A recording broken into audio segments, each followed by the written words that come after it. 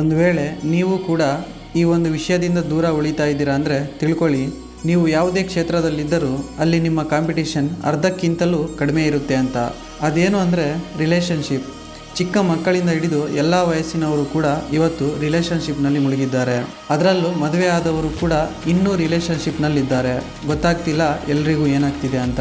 Social ಮೀಡಿಯಾಗಳಲ್ಲಿ ಕೆಲವರು ಒಳ್ಳೆಯ ಹಾಗೂ ಕೆಟ್ಟ ರಿಲೇಷನ್ಶಿಪ್ ಬಗ್ಗೆ ಜ್ಞಾನ ತುಂಬ್ತಾ ಇರ್ತಾರೆ. ಆದರೆ ನಿಜ ಹೇಳ್ತೀನಿ, ಅವರು ತಮ್ಮ ಮಕ್ಕಳಿಗೆ ರಿಲೇಷನ್ಶಿಪ್ ಬಗ್ಗೆ ಪಾಠ ಕಲಿಸೋದಿಲ್ಲ. ಅವರು ಕಲಿಸೋದು ಕೇವಲ ಭವಿಷ್ಯದ ಬಗ್ಗೆ ಮಾತ್ರ. ನೋಡಿ, ನಮ್ಮ ಪ್ರಕಾರ ರಿಲೇಷನ್ಶಿಪ್ಸ್ನಲ್ಲಿ ಒಳ್ಳೆಯದು ಕೆಟ್ಟದ್ದು ಅಂತ ಯಾವುದೂ ಇರೋದಿಲ್ಲ. ಅದು ಕೇವಲ ನಿಮ್ಮ ಮತ್ತು ನಿಮ್ಮ ಯಶಸ್ಸಿನ ನಡುವೆ ಇರುವ ಒಂದು ಅಡಚಣೆ ಮಾತ್ರ.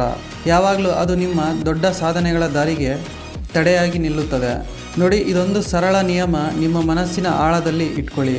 ಈ ಚಿಕ್ಕ ಜೀವನದಲ್ಲಿ ನೀವು ಅಂದ್ಕೊಂಡಿದ್ದೆಲ್ಲ ಆಗಬೇಕು, ನೀವು ಅಂದ್ಕೊಂಡಿದ್ದೆಲ್ಲ ಮಾಡಬೇಕು ಅಂತ ಇದ್ದರೆ ನೀವು ಈ ಚಿಕ್ಕ ಪುಟ್ಟ ವಿಷಯಗಳಿಂದ ಶಾಶ್ವತವಾಗಿ ನಿಮ್ಮನ್ನು ದೂರ ಇಡಬೇಕಾಗುತ್ತೆ.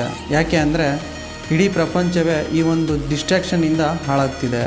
ಯಾವಾಗ ನೀವು ಇಂತಹ ಒಂದು ಪ್ರಪಂಚದಿಂದ ದೂರ ಇರ್ತೀರೋ ಆಗಲೇ ಈ ಪ್ರಪಂಚ ನಿಮ್ಮ ಹಿಂದೆ ಬೀಳುತ್ತೆ. So please don't waste your precious time in such things. ಮಿಕ್ಕಿದ್ದೆಲ್ಲ ನಿಮಗೆ ಬಿಟ್ಟಿದ್ದು. ವಿಡಿಯೋನು ಮುಗೀತು, ಮಾತು ಮುಗೀತು. ಮತ್ತೆ ಸಿಗೋಣ 100 days of life change episode number 6ನಲ್ಲಿ.